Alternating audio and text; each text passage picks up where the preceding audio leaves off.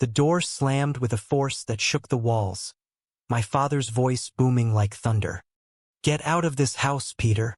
We don't have a son who's a fag." But as I stood there with Felix's hand in mine, trembling yet resolute, I knew this was only the start of a battle that would redefine everything I thought I knew about love and family. The air in the living room felt thick with betrayal and shock. My mother clutched her pearls, tears streaming down her face, while my younger sister stared at us from the staircase, her eyes wide with confusion. Felix squeezed my hand tighter, his usual calm demeanor cracking just a little under the weight of their stares. We had driven all the way from Los Angeles back to my family's home in Austin for what I foolishly thought would be a simple Thanksgiving visit. Instead, my father had walked in on us sharing a quick kiss in the hallway after dinner, and everything exploded. I was 28, a marketing executive climbing the ladder at a tech firm in LA, the golden child who had always made my conservative Texas family proud with straight A's, football trophies, and church attendance. Felix, 26, was the quiet artist who had captured my heart 6 months earlier at a gallery opening downtown. He was everything I wasn't allowed to want: gentle, creative, with soft brown eyes that saw straight through my carefully built walls. We met when he was struggling to sell his paintings while working part-time at a coffee shop near my office. One rainy afternoon, a group of loud customers started mocking him for his colorful scarf and the way he spoke softly about his latest piece. I stepped in without thinking, telling them to back off and buying his coffee to apologize for the rudeness. From that moment, conversations turned into late-night talks, shared dreams, and eventually stolen moments that felt like coming home. Now, standing in the house where I had hidden every part of myself for years, I faced the consequences. "This isn't a phase, Dad," I said, my voice steadier than I felt. "Felix is the man I love. He's kind, talented, and he makes me better." My father laughed bitterly, his face red with anger. "Love? This is sin, Peter. The Bible is clear. Pack your things and leave. Don't come back until you fix this." My mother didn't speak, just turned away. Felix pulled me toward the door, whispering, "We don't have to stay. Let's go." We left that night with nothing but the clothes on our backs and the small suitcase I had brought. The drive back to LA was silent at first, filled with the hum of the highway and the weight of what had just happened. Felix finally broke the quiet. "I'm sorry I dragged you into this mess." I glanced at him, seeing the guilt in his eyes. "You didn't drag me anywhere. I chose you, and I'd choose you again." Back in our small apartment in Silver Lake, reality hit hard. I called my boss the next day, explaining a family emergency that kept me in Texas longer than planned. Work piled up, but my mind was elsewhere. Felix's paintings sold slowly, barely covering his share of rent. We lived on ramen and hope, talking late into the night about our dreams. He wanted to open a small studio for underprivileged kids to express themselves through art. I wanted to build a career that could support us both. But the rejection from my family gnawed at me. Late one night, after Felix had fallen asleep, I sat on the balcony staring at the city lights, wondering if I had made the biggest mistake of my life. My phone buzzed with a text from my sister. "Mom's crying every night. Dad won't talk about it. Please, Peter, just say it was a phase." I deleted it without replying, but the words lingered. Weeks turned into months. Felix started facing his own battles at the coffee shop. A new manager made snide comments about his lifestyle, assigning him the worst shifts. One evening, I picked him up after work and found him nursing a bruised cheek. "Some guys followed me out," he admitted quietly. "Called me names. I didn't fight back." Rage boiled inside me. The next day, I showed up at the shop during his shift, spoke calmly but firmly to the manager about workplace harassment. It wasn't heroic, just necessary. Felix looked at me with gratitude that melted something frozen in my chest. "You didn't have to do that," he said later as we walked home. "But I'm glad you did." That protection became our unspoken bond. I shielded him from the world's cruelty the way no one had shielded me. My internal storm raged on. At work, I buried myself in projects, earning a promotion that brought more money but less peace. Colleagues noticed I never mentioned dating, and I dodged questions with vague smiles. Felix encouraged me to come out to a few close friends, but fear held me back. What if they treat me like my dad did? I confessed one evening over cheap wine on our tiny couch. He held my hand. Then they're not worth it. But you're worth fighting for, Peter. His words planted seeds of courage. Slowly, I started sharing small pieces of my truth with my best friend from college, Mark, who lived nearby. His support was a lifeline. Dude, I've known for years, he laughed. Just be happy.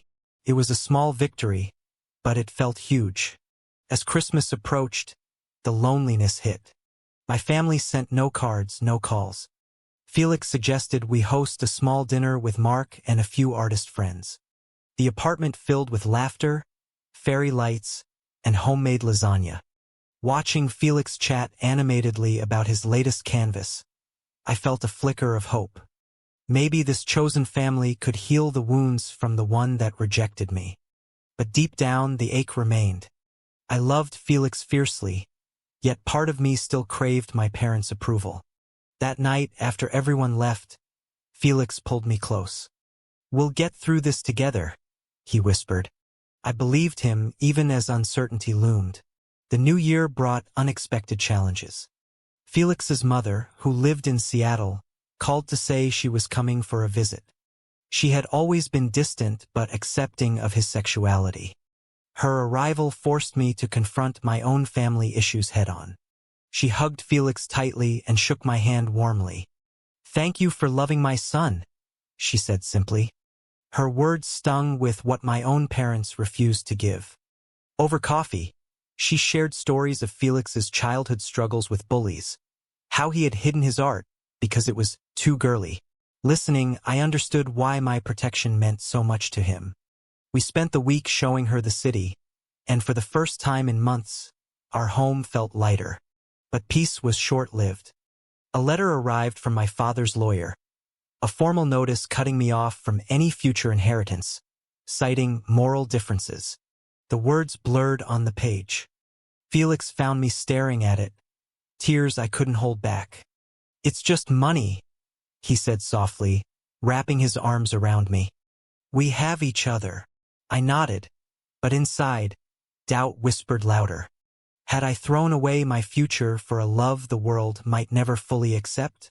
That night, I lay awake, replaying every childhood memory of my dad's proud smiles at my games, my mom's hugs after school.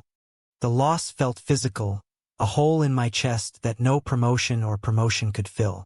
Yet Felix's steady presence grounded me. He started teaching free art classes at a local community center, and I volunteered to help organize them. Seeing kids light up as they painted gave me purpose. One boy, about 10, reminded me of myself at that age. Quiet, artistic, hiding from his rough and tumble brothers. "You're brave for being here," I told Felix after a session. He smiled. "We're both brave." Those moments built our foundation, brick by emotional brick. As spring bloomed in LA, I realized the hook of that slammed door wasn't the end. It was the beginning of choosing myself, choosing us no matter the cost. The road ahead was uncertain, but with Felix by my side, I was ready to walk it.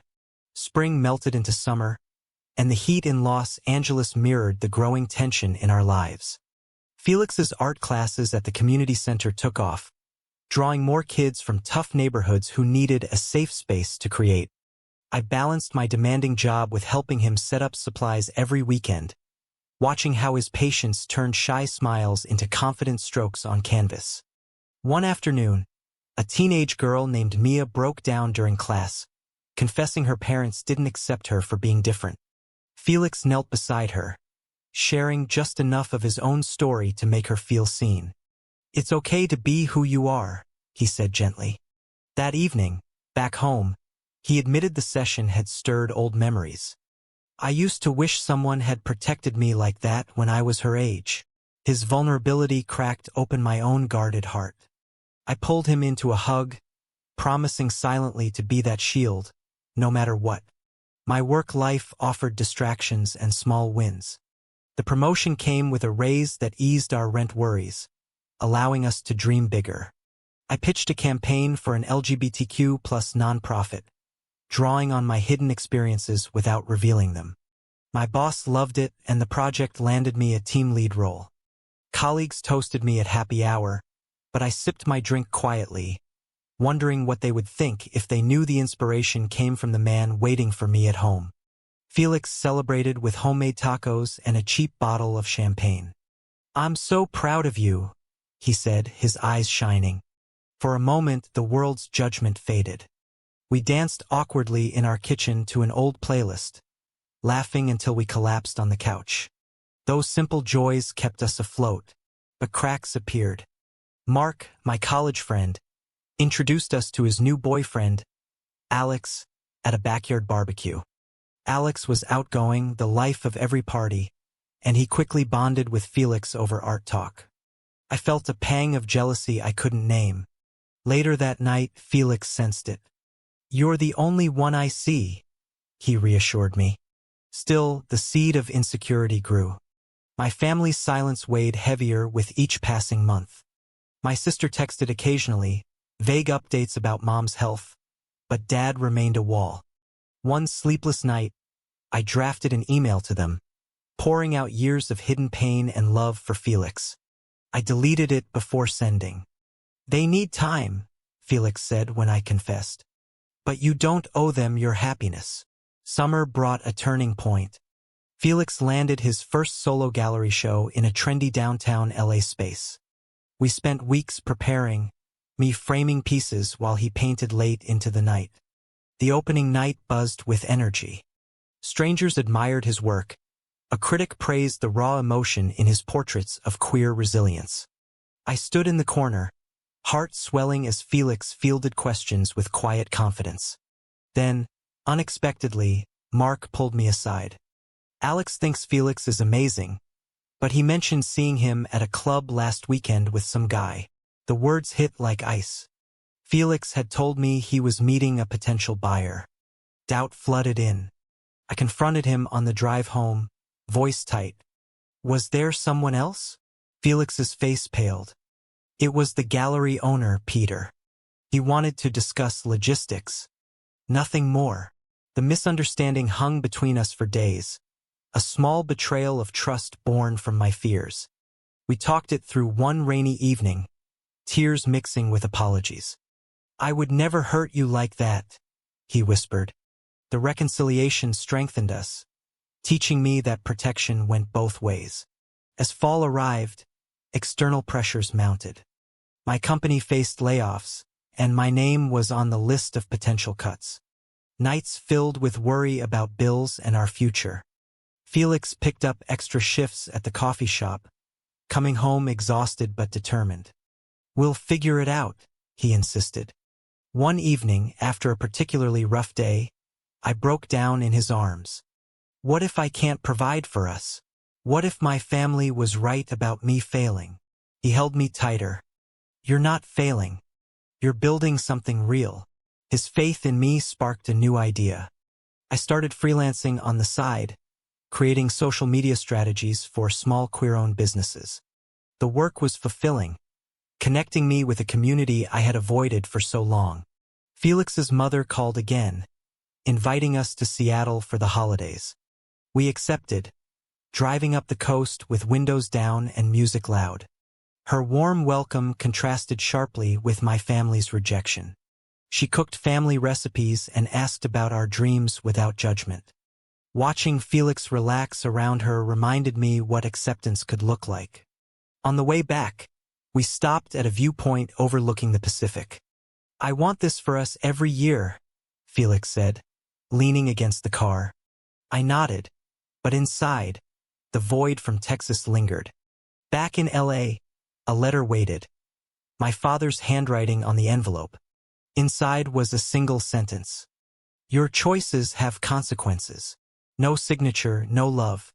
I burned it in the sink, watching the ashes swirl. Felix didn't ask questions. He just made tea and sat with me in silence. The year ended with quiet growth. My freelance clients multiplied, giving me the confidence to consider leaving my job.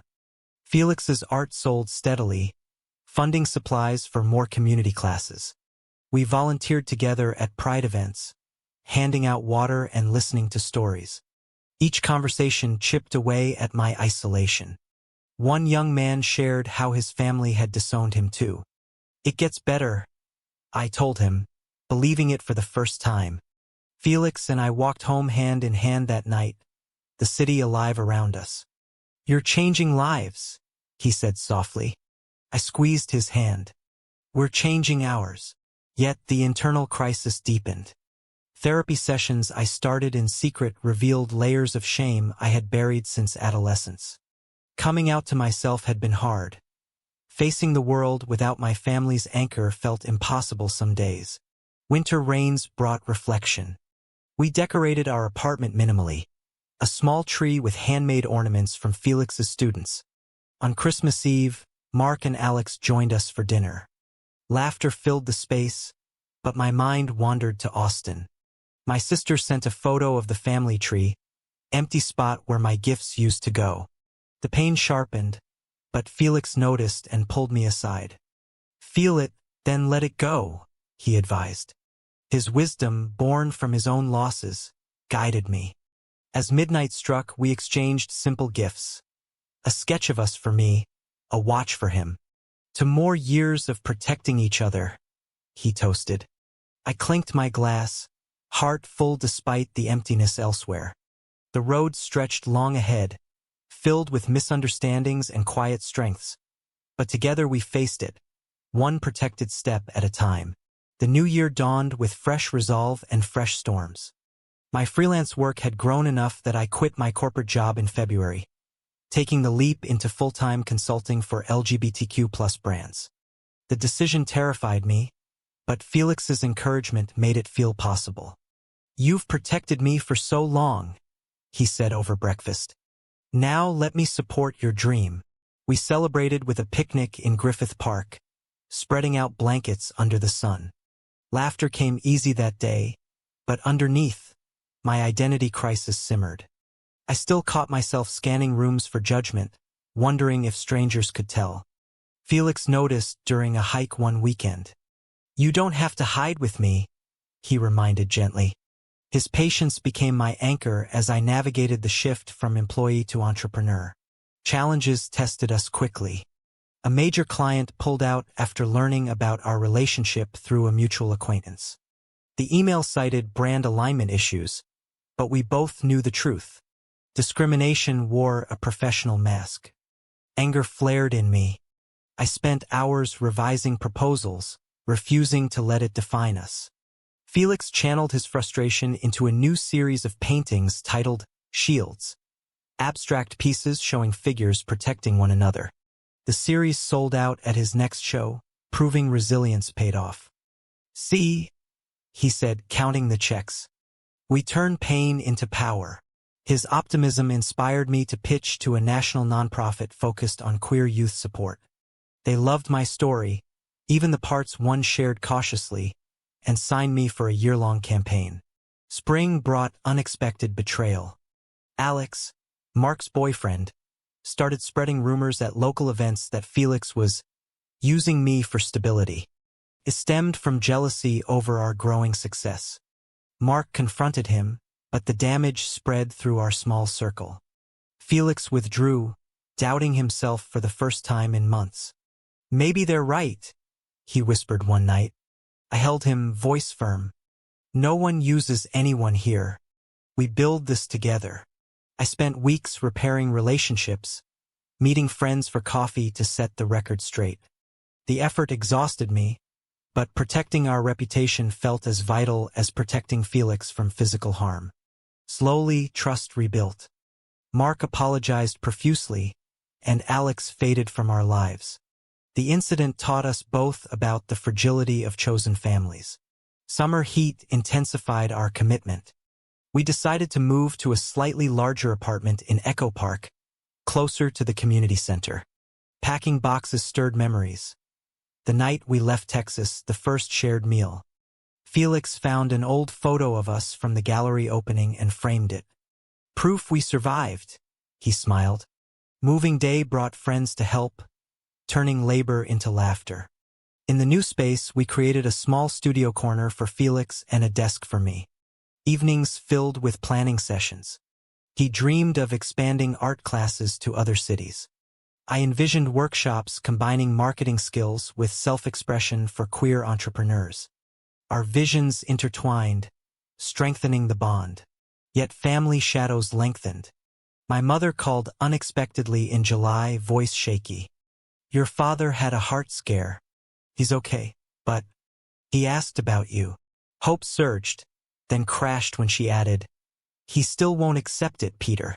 I hung up gently, tears burning. Felix listened without judgment, suggesting we focus on what we could control. That weekend, we volunteered at a pride parade, marching with the youth group from the center.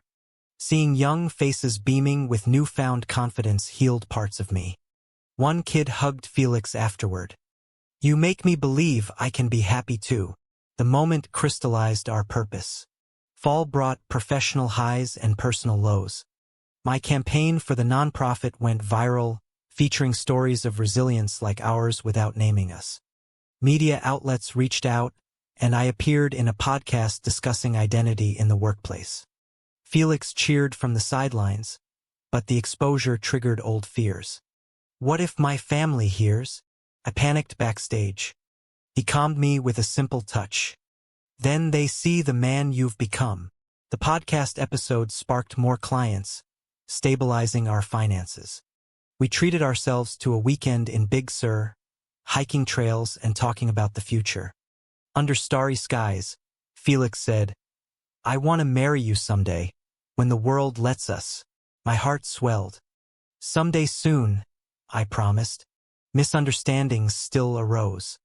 Felix traveled to Seattle for his mother's birthday, and I stayed behind for a deadline. A miscommunicated text led me to believe he was avoiding my calls. Jealousy reared its head again until he explained the flight delay. We laughed about it later, but it highlighted lingering insecurities from my family's rejection. I choose you every day, he reaffirmed. Therapy helped me unpack the root. Fear of abandonment. Sessions revealed how deeply the disownment had scarred me, making protection my default mode. Felix attended a few jointly, learning how to support without rescuing. Winter approached with quiet triumphs. Felix's expanded classes received a small grant, allowing free supplies for 20 more kids. I landed a speaking gig at a conference on inclusive marketing. Preparing the talk forced me to confront my journey publicly for the first time. Rehearsing with Felix, I shared vulnerabilities I had hidden even from him. You've grown so much, he said afterward, eyes misty. The conference went well, applause ringing as I described turning pain into purpose. Back home, we reflected on how far we had come since that slammed door. Yet the ache for parental acceptance persisted, a quiet undercurrent. As the holidays neared again, my sister reached out more frequently. Dad watches your videos online, she confessed in a call. He doesn't say much, but I see him pause. The news stirred mixed emotions. Anger at his silence, hope at the crack in the wall. Felix encouraged me to send a neutral holiday card. I did, including a photo of our new apartment. No reply came, but I felt lighter for trying. Our chosen family gathered for Thanksgiving. Mark, new friends from the center, Felix's mom flying down. Laughter and gratitude filled the table. Watching Felix carve the turkey, I realized protection wasn't just shielding from harm. It was building a life where love could thrive despite everything. The year closed with deeper understanding. Crises had forged us stronger, misunderstandings had taught forgiveness, and sacrifices had clarified priorities. Peter the protector had evolved, and Felix the artist had found his voice. Together, we faced the unknown, hearts aligned. The journey stretched onward, but for the first time, I believed we would not only survive but inspire. The following year unfolded like a carefully painted canvas, layers of color and depth revealing themselves slowly. My speaking career took off after the conference, leading to invitations across California.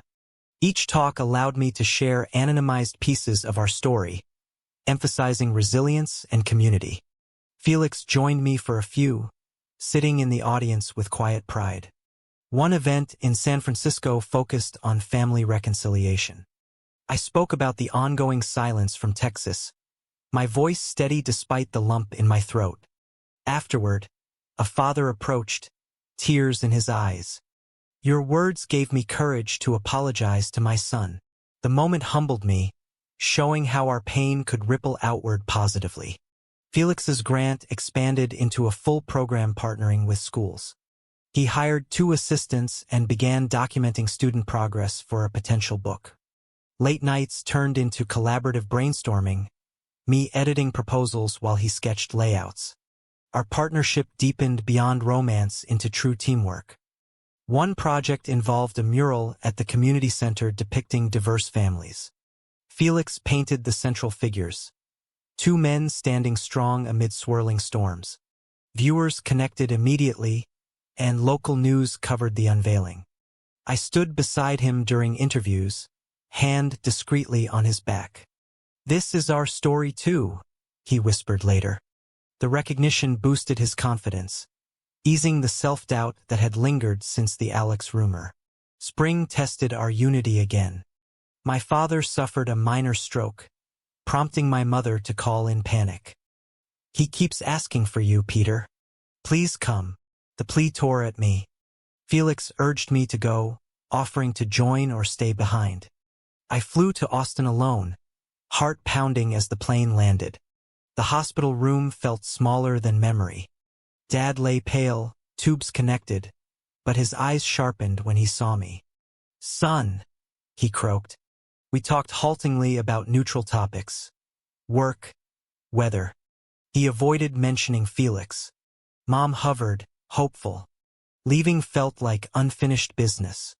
On the flight home, I processed the visit with Felix over the phone.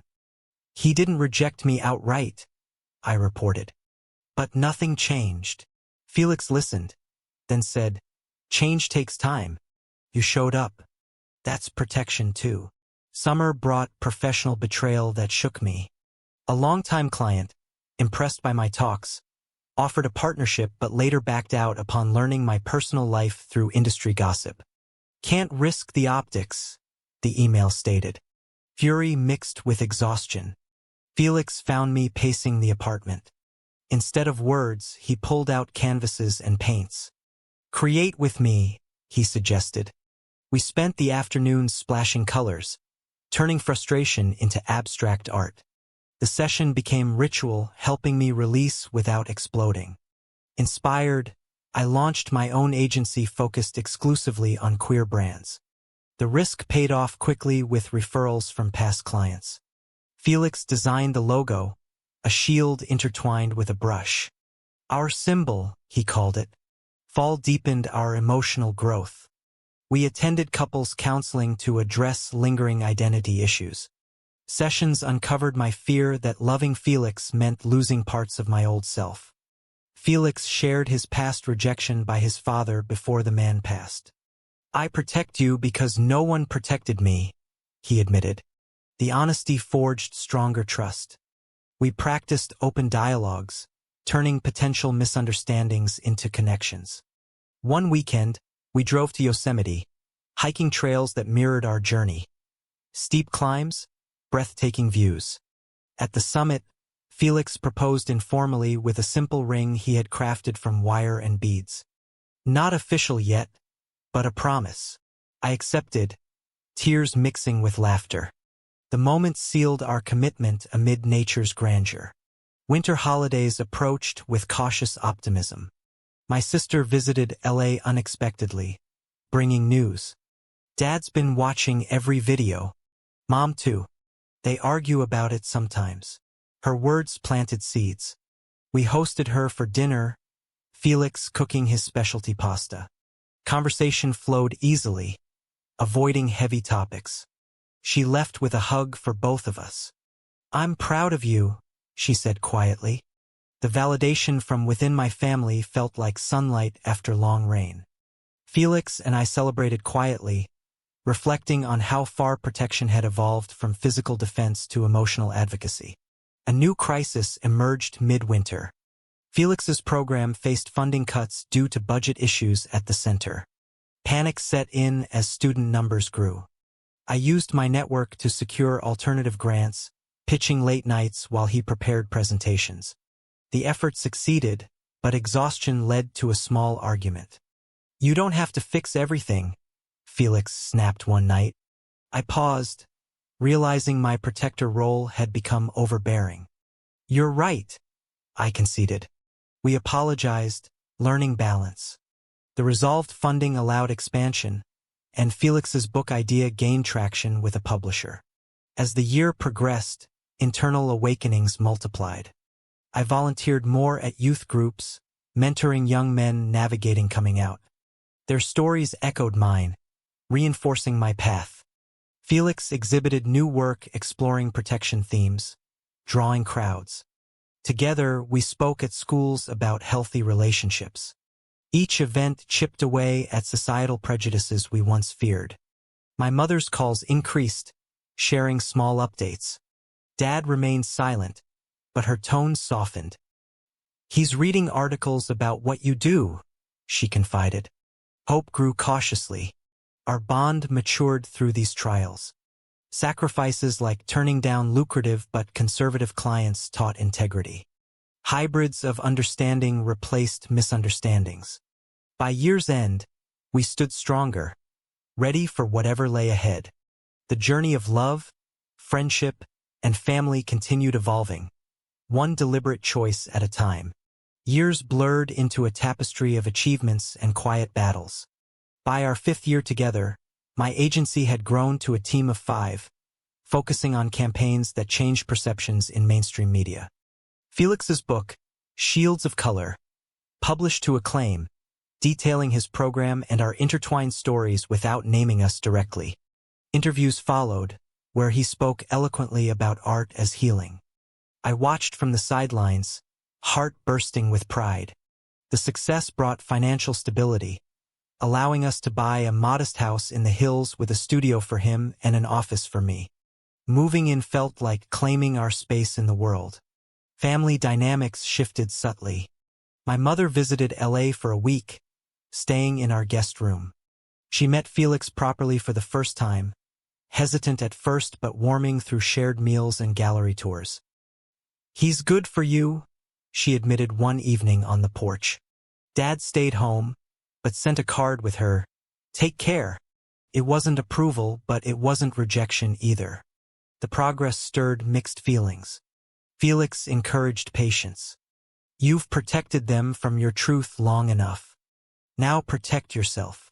His insight helped me process without forcing reconciliation.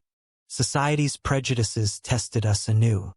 A local politician pushed anti-LGBTQ legislation affecting our youth programs.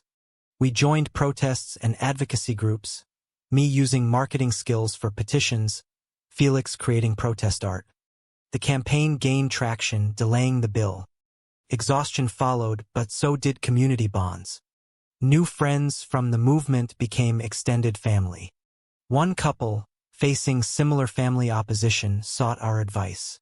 Sharing our journey felt empowering, turning personal pain into collective strength. Internal growth continued through therapy and reflection. I confronted the crisis of identity fully, realizing my protector instinct stemmed from childhood pressure to be the strong son. Felix helped me embrace vulnerability. We took a month-long sabbatical in Hawaii, disconnecting from work. Days filled with beach walks and deep talks. There, under palm trees, we formalized our commitment in a small private ceremony with close friends. No legal marriage yet, but the vows we exchanged bound us deeper. "I will protect your heart as you protect mine," I said. Tears flowed freely. Betrayal resurfaced from an unexpected source. A former colleague leaked details of my personal life to conservative media, framing my agency as agenda-driven. Headlines stung, clients wavered. I faced it head-on, issuing statements emphasizing inclusion. Felix stood beside me at press events, his presence a silent shield. The storm passed as supporters rallied, turning negative press into increased visibility. The experience taught sacrifice.